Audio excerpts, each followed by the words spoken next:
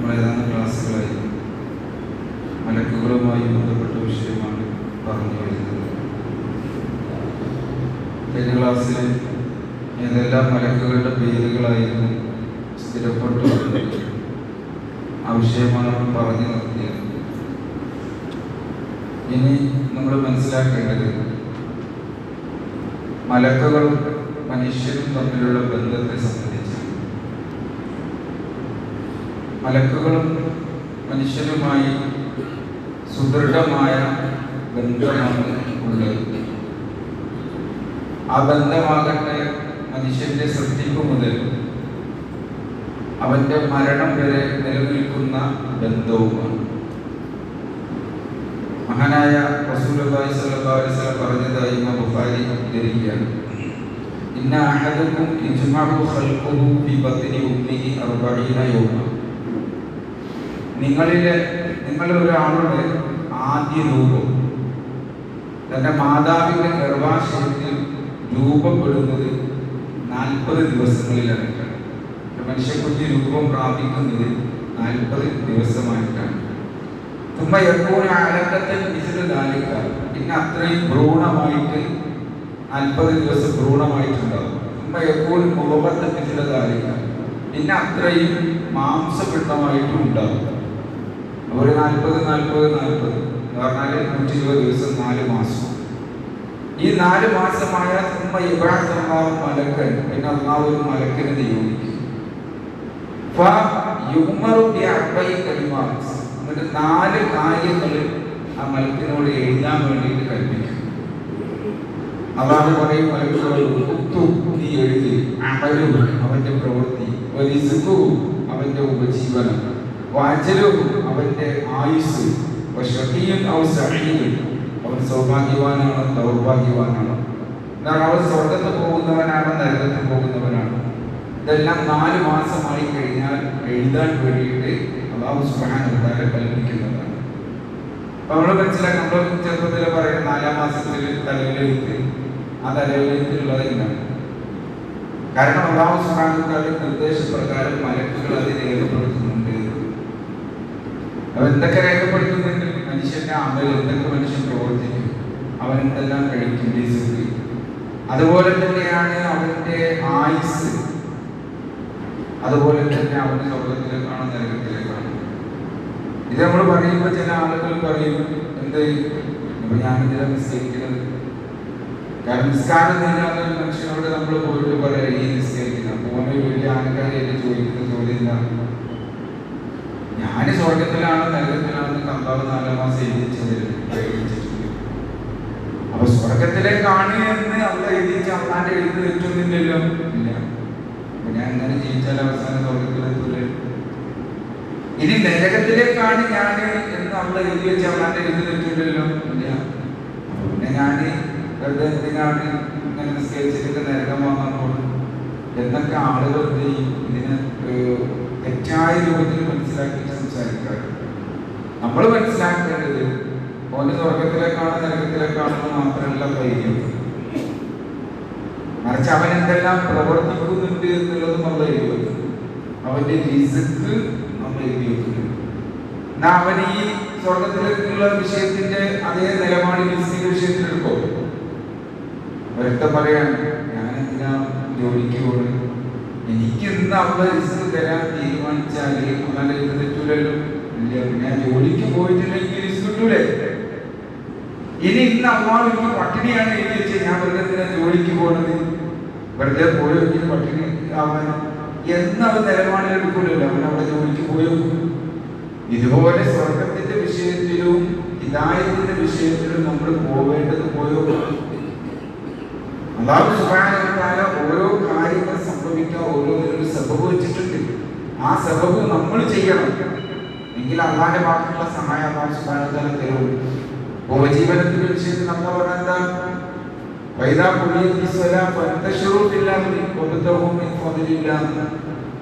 നിസ്കാരമൊക്കെ കഴിഞ്ഞാൽ പിന്നെ നിങ്ങൾ ഭൂമിയിലേക്ക് ഇറങ്ങണം, എന്നിട്ട് ഉപജീവനം നിങ്ങൾ തേടണം. റിസ്ക് തരുന്ന ആസികളാണ്. പക്ഷെ അതിനനുഭവിച്ച സബബുണ്ട്. ആ സബബ് മനുഷ്യൻ ചെയ്യണം. അപ്പൊ നാം മനസ്സിലാക്കേണ്ടത് സ്വഹാബാക്കളെ സംബന്ധിച്ചിടത്തോളം ഈ ഹദീസിന് അവർക്ക് ഈമാനിൽ വലിയ ആവേശം കാട്ടുന്നതായിരുന്നു. അതെങ്ങനെ?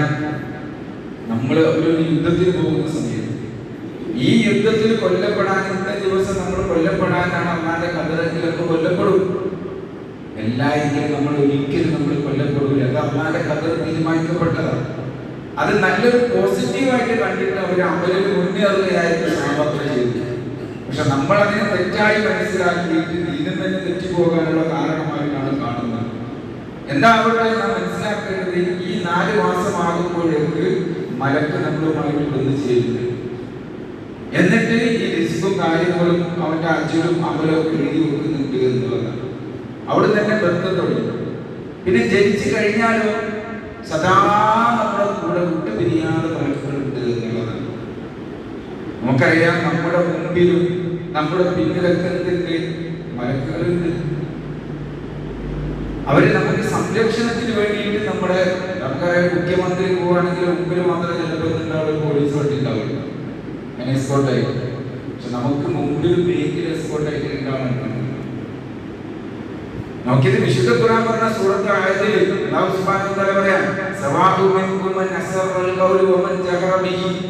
നിങ്ങൾ ഒരാളുടെ വാക്ക് നിങ്ങൾ രഹസ്യമാക്കിയാലും നിങ്ങൾ പരസ്യമാക്കിയാലും അല്ലാഹു അറിയുന്നത്.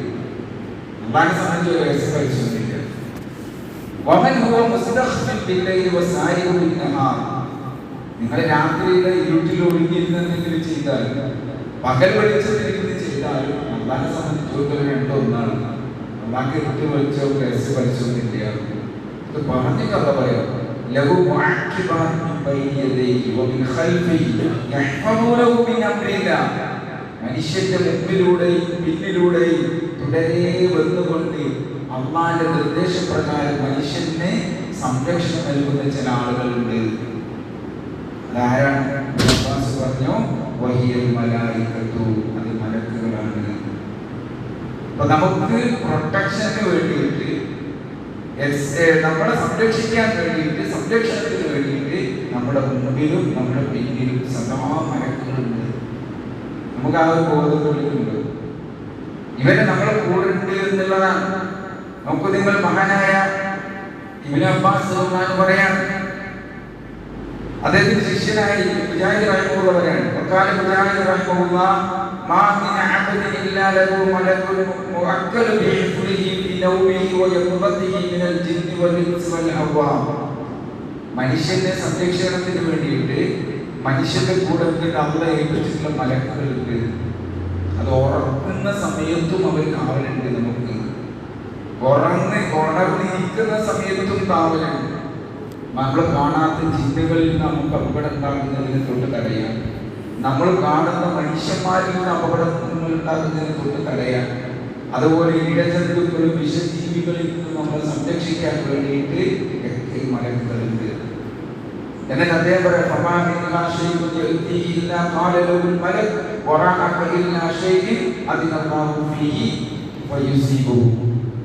ഒരു നമ്മൾ കിടന്നുറങ്ങായിരുന്നു, അപ്പൊ ഒരു ഇഴജന്തോ ഒരു വിഷജീവി നമ്മളെ കളിക്കാൻ വേണ്ടിയിട്ട് വരായിരിക്കും.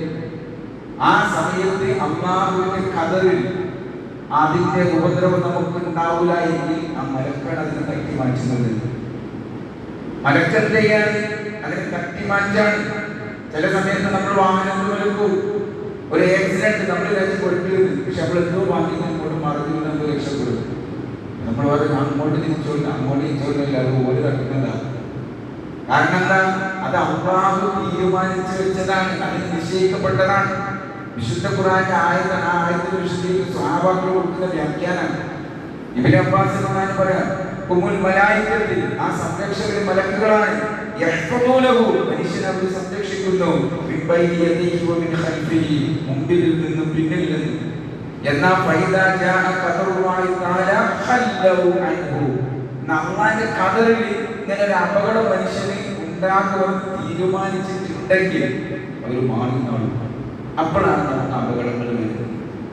അവര് മാറി നിൽക്കുമ്പോഴാണ് നമുക്ക് അപകടങ്ങൾ ഉണ്ടാകുന്നത്. അപ്പൊ നമുക്ക് സംരക്ഷണത്തിന് വേണ്ടിയിട്ട് ആരുണ്ട്?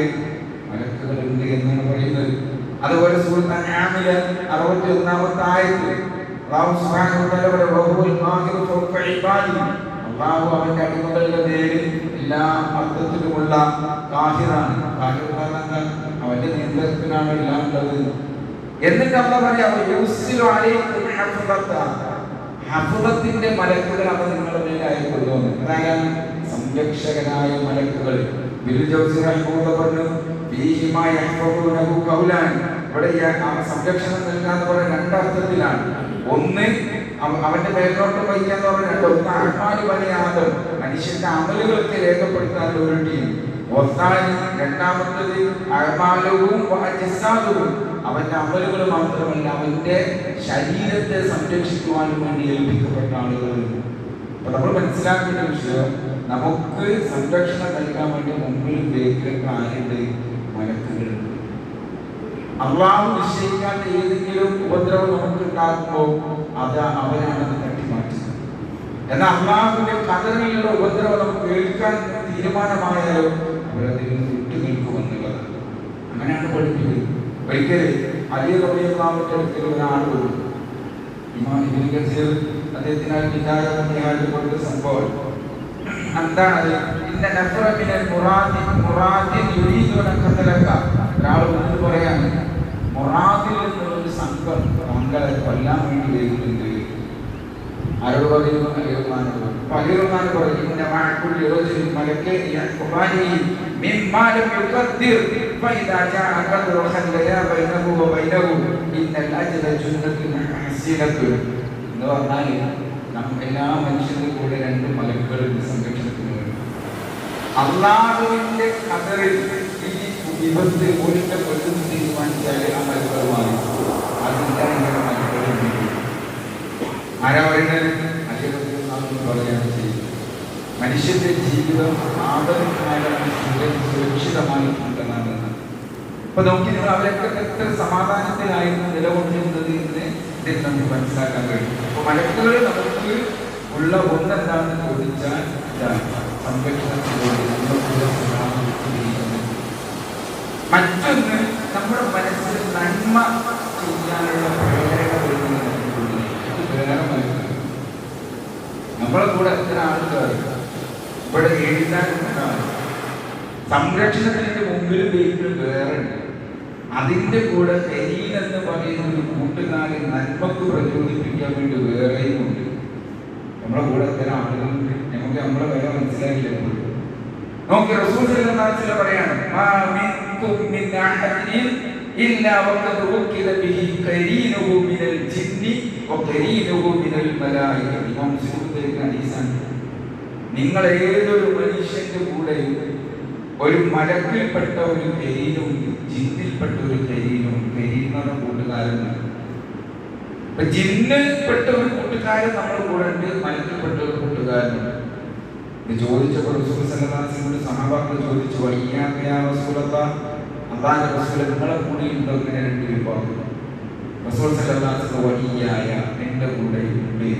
എന്നാൽ ഇല്ല അന്നല്ലാഹ ആനനി അലൈഹി ഫാസ്ലമ ഫലാ യഖുൽ ഇല്ലാ ബിഖൈർ. മലക്ക് നന്മ പ്രചോദിപ്പിക്കാനാണ്. ജിന്ന് എന്താണ്? ശൈത്താന് നന്മ പ്രചോദിപ്പിക്കാൻ. പക്ഷെ എന്റെ കൂടെയുള്ള ജിന്നിനെ അല്ലാഹു എനിക്ക് കീഴ്പ്പെടുത്തി തന്നിട്ടുണ്ട്. അവനെ മുസ്ലിമാക്കി. അതുകൊണ്ട് അവൻ എന്നോട് നന്മയല്ലാതെ മറ്റൊന്നും കൽപ്പിക്കുകയില്ല. അത് റസൂൽ സല്ലല്ലാഹു അലൈഹി വസല്ലം മാത്രമുള്ള ഒരു പ്രത്യേകതയാണ്. അതുകൊണ്ടാണ് നമ്മൾ റസൂലായ മാസൂമാണ്, സുരക്ഷിതനായവനാണ് എല്ലാ ശത്രുക്കളിലും. കാരണം നബിയുടെ കൂടെ ഈ നന്മ ചെയ്യാനുള്ള ജിന്ന് പ്രേരണകളെല്ലാം അതുപോലും നന്മയാണ് കൽപ്പിക്കുക. ഇത് നബി സല്ലല്ലാഹു അലൈഹി വസല്ലം പറഞ്ഞാൽ നമ്മൾ അങ്ങനെ തന്നെ വിശ്വസിക്കേണ്ടത് ഈ മുഅ്മിനീങ്ങളുടെ ബാധ്യതയാണ് എന്ന് നമുക്ക് മനസ്സിലാക്കുക. അപ്പൊ നമ്മളെ കൂടെ നന്മ ചെയ്യാനുള്ള ഒരു പ്രചോദനം നൽകുന്ന ഒരു വിഭാഗം അത് മലക്കുകളാണ്. തിന്മ ചെയ്യാനുള്ള ഒരു വ്യാജനം ഉണ്ടാക്കുന്നത് ചിന്തകളാണ്. ഇനി അതെങ്ങനെയാണ് ഉണ്ടാക്കുന്നത്? അത് നബി സല്ലല്ലാഹു അലൈഹി വസല്ലം നമുക്ക് പറഞ്ഞു. നോക്കിക്കൾ, ഇന്നൽ ശൈത്വാനി ലമ്മത്തുൻ ബിഇദ്നി ആദം വലിൽ മലക്കി ലമ്മ. മനുഷ്യനിൽ മലക്കിൽ നിന്നുള്ള ഒരു ലംബത്തുണ്ട്, ഒരു പ്രകൃതമുണ്ട്, ഒരു പ്രചോദനമുണ്ട്. ജിന്നിൽ നിന്നുള്ള ഒരു പ്രചോദനവുമുണ്ട്, ശൈത്താനിൽ നിന്നുള്ള ഒരു പ്രചോദനമുണ്ട്. എന്നിട്ട് അതെങ്ങനെ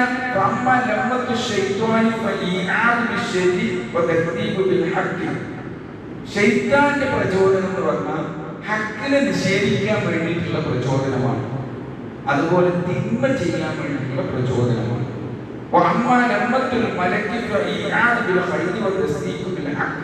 മലക്കിന്റെ പ്രചോദനം നന്മ സ്വീകരിക്കാനുള്ള പ്രചോദനമാണ്, നന്മ ചെയ്യാനുള്ള പ്രചോദനമാണ്. എന്റെ പറയാം, അങ്ങനെ നന്മ ചെയ്യാനുള്ള ഒരു പ്രചോദനം നമ്മുടെ മനസ്സിലുണ്ടായാൽ അവൻ മനസ്സിലാക്കിക്കൊള്ളട്ടെ, അത് അള്ളാന്റെ ഭാഗത്ത് നിന്ന് അവന് കിട്ടിയ ഒരു ഔദാര്യമാണ്, അനുഗ്രഹമാണ്. അതിന്റെ പേരിൽ അള്ളാനെ സ്തുതിച്ചുകൊള്ളട്ടെ. എന്നാൽ മറ്റവസ്ഥയാണ് അവനുള്ള തിന്മ ചെയ്യാനുള്ള പ്രചോദനമാണ് മനസ്സിൽ വരുന്നതെങ്കിലോ അവൻ പിശാചിൽ നിന്ന് രക്ഷ തേടിക്കൊള്ളട്ടെ. എന്നിട്ട് നബി സല്ലല്ലാഹു അലൈഹി വസല്ലം തെളിവായിട്ട് സൂറത്തുൽ ബഖറയിലെ 268 ആയത്ത്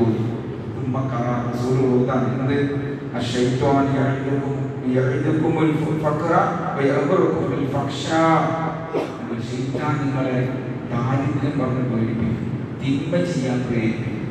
എന്തെങ്കിലും അന്നാല മാർഗങ്ങൾക്ക് കൊടുക്കാൻ നിൽക്കുമ്പോൾ ഓരോ ദാരിദ്ര്യം നമ്മുടെ മുമ്പിൽ ഇന്നതിന് ആവശ്യമില്ല, ഞാൻ ഇതിനെ കൊടുക്കുന്നത്, ഇതൊക്കെ ശൈത്താന്റെ ഭാഗത്തു നിന്നാണ്. അതുപോലെ ഓരോ തിന്മ ചെയ്യാനുള്ള പ്രചോദനം വരുന്നത് അത് ശൈത്താന്റെ ഭാഗത്തു നിന്നാണ്. ഇത് നിമിഷം പഠിപ്പിച്ചതാണ്. ഇപ്പൊ നമ്മുടെ മനസ്സിലൊരു നന്മ ചെയ്യണമെന്നുള്ളൊരു മോഹം വരുമ്പോൾ മനസ്സിലാക്കുക മലക്കിന്റെ ഭാഗത്ത് അള്ളാഹു നിശ്ചയിച്ചതാണ്. അപ്പൊ നമ്മൾ അൽഹംദുലില്ലാ പറയണം. തിന്മ ചെയ്യാനുള്ള മോഹമാണ് വരുന്നതെങ്കിലോ ഔദുബില്ല എന്ന് നമ്മൾ പറയണം. ഇനി നോക്കി നബി സല്ലല്ലാഹു അലൈഹി വസല്ലം ഇതിന്റെ ഒരു രീതി കൂടി നമുക്ക് പഠിപ്പിച്ചു. അതുകൊണ്ട് ഞാൻ പറയാം, എങ്ങനെയാണ് ഇതിൽ രണ്ട് കൂട്ടർ നമ്മുടെ നന്മയിലേക്ക് തിന്മയിലേക്ക് പ്രചോദിപ്പിക്കുന്നത്. നബി സല്ലല്ലാഹു അലൈഹി വസല്ലം ഒരു മനുഷ്യൻ ഉറങ്ങാൻ നേരത്തെ തന്റെ വിരിപ്പിലേക്ക് പോകാൻ, തന്റെ കട്ടിലേക്ക് പോകാൻ, അതാകും മലക്കും ശൈത്താൻ, അവന്റെ അടുക്കലേക്ക് മലക്കും ഓടുകയും ശൈത്താനും ഓടി വരും. രണ്ടാളും നമ്മൾ ഉറങ്ങാൻ നേരത്തെ നമ്മുടെ അടുക്കലേക്ക് വരും. മലക്ക് പറയും ഇന്നത്തെ ദിവസം അവസാനിക്കാൻ, ആ അവസാനിക്കുന്ന ദിവസം ഒരു ഹൈറിലായിട്ട് നീ അവസാനിപ്പിക്കുകയും. എന്നാൽ പിശാച് പറയും ഇന്നത്തെ ഒരു ഷെറിലായിട്ട് നീ അവസാനിപ്പിക്കുകയും. രണ്ടാളുടെയും നമ്മളോട് ഇങ്ങനെ കൽപ്പിച്ചുകൊണ്ടിരിക്കും. അപ്പൊ ഒരാളെന്ത് ചെയ്യാണ്, ദിക്ർ ചെയ്ത് വുദൂഅൊക്കെ എടുത്ത് ഖുർആനൊക്കെ ഓതി നിസ്കരിച്ച് അങ്ങനെ നബി പഠിപ്പിച്ച കുറെ സുന്നത്തുകളുണ്ടല്ലോ, അതൊക്കെ ചെയ്ത അവനെ ഹൈറിലായിട്ടാണ് നമ്മൾ അവസാനിപ്പിക്കുന്നത്. അതേസമയം മൂളിപ്പാട്ട് പോയിട്ട് സിനിമയും കണ്ട് മറ്റുള്ള പണ്ഡിതനും പറഞ്ഞു അങ്ങനെയൊക്കെ അങ്ങോട്ട് കയറുന്നത് ഒന്നാണെങ്കിൽ നിശബ്ദമായിട്ടാണ് അവസാനിപ്പിക്കുന്നത്. നമുക്ക് പഠിപ്പിച്ചു തരാൻ ശൈത്താബന്ധന്റെ പറയുന്നത് കുറെ നിക്കറില്ലാണ്ട് അങ്ങനെ ആദ്യം കുറിച്ച് കുളിപ്പത്താവും നേരം കൊള്ളും. അതൊക്കെ ഉറപ്പ് പറഞ്ഞ് ഓർമ്മ കൊടുത്തു കഴിഞ്ഞാൽ ഉറക്കം തന്നെ പോയിപ്പോകും. ഈ പ്രേരണ സത്യത്തിൽ വരുന്നത് ആരാണ്? ശൈത്താനാണ് ചെയ്യുന്നത്. എന്നാൽ അതേ സമയത്ത് മലക്ക് പഠിപ്പിക്കുന്നത് എന്താ? എന്നാലും റസൂല് പഠിപ്പിച്ച ദിക്റുദുആകളല്ലേ, അതൊക്കെ റസൂല് നമുക്ക് ഹൈറില്ലാത്ത കാര്യം പഠിപ്പിച്ചല്ലോ. ഇവിടെ നമ്മൾ മനസ്സിലാക്കേണ്ടത് ആരാണ് അതിജയിക്കുന്നത് എന്നുള്ളതാണ്. ആരാണ് നമ്മുടെ വിഷയത്തിൽ അതിജയിക്കുന്നത് എന്നുള്ളതാണ്. ശൈത്താനാണ് ജയിക്കുന്നതെങ്കിൽ എന്തോ ഒരു സുഗന്ധമാണ് കമ്മടിച്ച് അവിടെ കിടക്കുന്ന ദിക്റുണ്ടാകും. എന്നാൽ മലക്കാണ് അതിജയിക്കുന്നതെങ്കിലോ അവിടെ ദിക്റുദുആകളൊക്കെ ചെല്ലിക്കൊണ്ടായിരിക്കും ആ മനുഷ്യൻ ഉറങ്ങിക്കൊണ്ടിരിക്കുക. എന്നാൽ നബി സല്ലല്ലാഹു അലൈഹി വസല്ലം ഒരാൾ ഈ രൂപത്തിൽ അല്ലാഹു ദിക്റൊക്കെ ചെല്ലിയിട്ടാണ് ഉറങ്ങുന്നതെങ്കിൽ അവന്റെ കണ്ണിൽ ഈ ദിക്ർ ചൊല്ലിക്കൊണ്ടാണ് ഉറക്കിലേക്ക് പോകുന്നതെങ്കിൽ ശൈത്താൻ അവിടെ അതിജയിക്കും, ഈ മലക്ക് അവിടെ അതിജയിക്കും. ശൈത്താൻ ആ മലക്ക് അടിച്ചോടിക്കും, അവിടുന്ന് ഓട്ടിച്ചു വിടുന്ന. എന്നിട്ടോ ആ രാത്രിയിൽ സംരക്ഷണം നൽകിക്കൊണ്ട് മലക്ക് അവന്റെ അടുക്കൽ നിലനിൽക്കുന്നു. നമ്മൾ ആലോചിച്ചു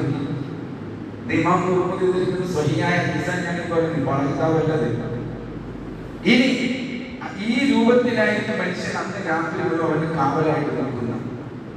അതുപോലെ തന്നെ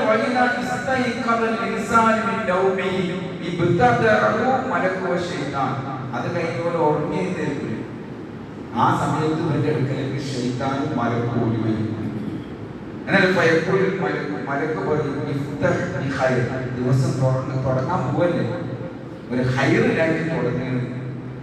ശൈത്താൻ എന്താ പറയാ, ഷർറിലായിട്ട് തുടങ്ങുന്നത്. രണ്ടാൾ കൽപ്പിക്കും.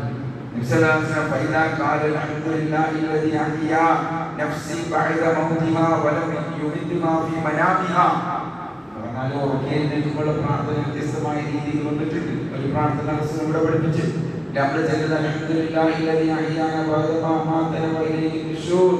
എന്ന് പറയുന്ന ഒരു പ്രാർത്ഥന എന്ന്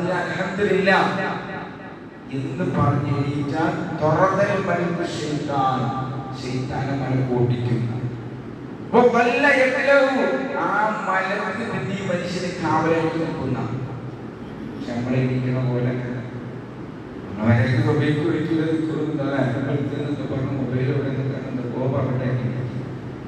അപ്പൊ സഹോദരന്മാരെ നമ്മൾ മനസ്സിലാക്കേണ്ടത് ഇതിനായത്തോ അരീക്ഷൊന്നും വേണ്ട, ഇത് നമ്മുടെ ജീവിതത്തിന് അനുഭവങ്ങളാണ്. ഇങ്ങനെ നമ്മുടെ കൂടെ നന്മ ചെയ്യാൻ പ്രേരിപ്പിക്കുന്ന മലക്കുകളുണ്ട്. അതുപോലെ നമുക്ക് സംരക്ഷണം നൽകാൻ വേണ്ടി നമ്മുടെ മുമ്പിലും പിന്നിലും നിൽക്കുന്ന ആളുകൾ. ഇതൊക്കെ ഖുർആന്റെ ആയത്തുകളാണ്. അതിന് സ്വഹാബാക്കൾ കൊടുത്ത് വിശദീകരിച്ചെന്ന് നമ്മൾ ഈ പറയുന്നത്. ഇങ്ങനെ ഒരു ബന്ധം ഇവരും നമ്മളും തമ്മിലുണ്ട്. ഇനിയും ഇവരും നമ്മളും തമ്മിലുള്ള വേറെ ബന്ധങ്ങളുണ്ട്. നമുക്ക് അടുത്ത ക്ലാസ്സിൽ വിശദീകരിക്കാം. അല്ലാഹു സുബ്ഹാനഹു വ തആല അല്ലാഹുവിന്റെ ദീനെ ശരിയായ രൂപത്തിൽ പഠിക്കാനും മനസ്സിലാക്കാനും ആ പഠിച്ച് മനസ്സിലാക്കിയ കാര്യങ്ങൾക്ക് ജീവിതത്തിൽ ഉൾക്കൊണ്ട് ജീവിക്കാനുള്ള തൗഫീഖ് പറയുന്ന എനിക്കും കേൾക്കുന്ന നിങ്ങൾക്കും പ്രദാനം ചെയ്ത് അല്ലാഹു നമ്മെ അനുഗ്രഹിക്കുമാറാകട്ടെ. ഇവിടെ കൂടിയിരിക്കുന്ന സംസാരവും സാധ്യമായ സ്വീകരിക്കുമാറാകട്ടെ. അല്ലാഹു നമുക്ക് തക്കതായ പ്രതിഫലം നൽകുമാറാകട്ടെ. നമ്മുടെ കൂട്ടത്തിൽ ശാരീരികവും മാനസികവും സാമ്പത്തികവുമായി പ്രയാസങ്ങൾ അനുഭവിക്കുന്ന എല്ലാ ആളുകളുടെയും പ്രയാസങ്ങളെല്ലാം ഉന്നീകരിച്ച് അവർക്ക് എളുപ്പത്തിന് ആശ്വാസം പ്രദാനം ചെയ്യുമാറാകട്ടെ.